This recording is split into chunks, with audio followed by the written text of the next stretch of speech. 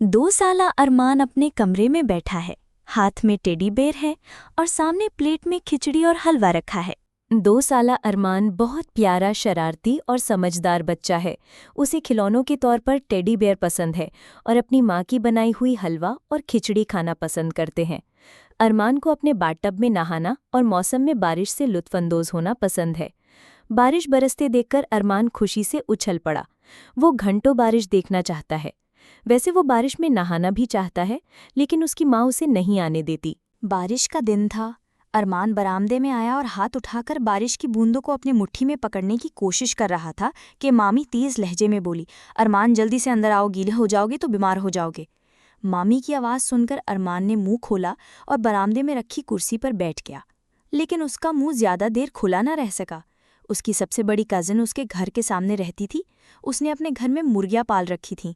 उसका बेटा और अरमान एक ही उम्र के हैं। उनके घर का दरवाज़ा उबूर करते हुए 2 चूजे उनके गैराज में आ गए। उनके पर भी बारिश की बूंदों से चिपक गए थे। उन्हें गाड़ी के नीचे छुपते देखकर अरमान की आंखें चमक उठीं।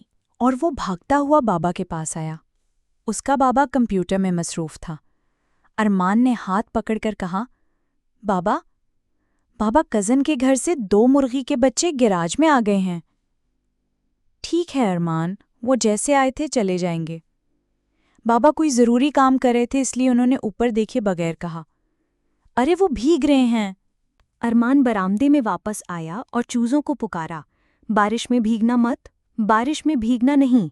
चूज़ों ने अपने पर थैलाए, लेकिन अरमान की बात न सुनी। अरमान मम्मी के कमरे में गया। उससे पहले कि वो कुछ बोल पाती, मम्मी ने मुंह पर उंगली रखकर उसे चुप रहने का इशारा किया, तो वो धीरे से बोला, कज़न सफ़ा के घर से 2 चूज़े आए हैं, वो बारिश में भीग रहे हैं। उन्हें भीगने दो, अम्मी ने आहिस्ता से कहा। अरे वो बीमार हो जाएंगे। अरमान भी धीरे से बोला, मैं उनसे कहूँगी कि गीले ना हों, अब तुम जाओ यहाँ से।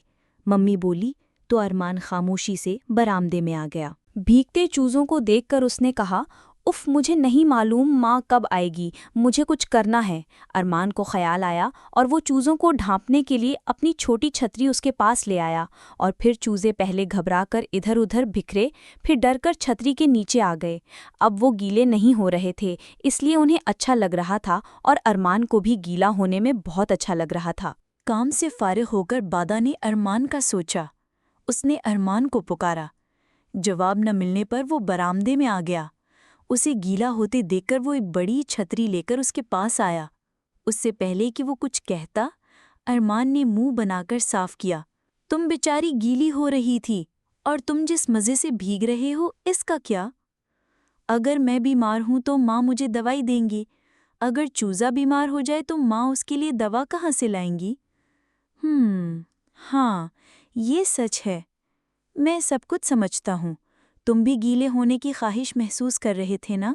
बाबा मुस्कुराए और शरारती कहका लगाते हुए बोले, मम्मी को मत बताना, लेकिन मैं भी थोड़ा सा महसूस कर रहा था।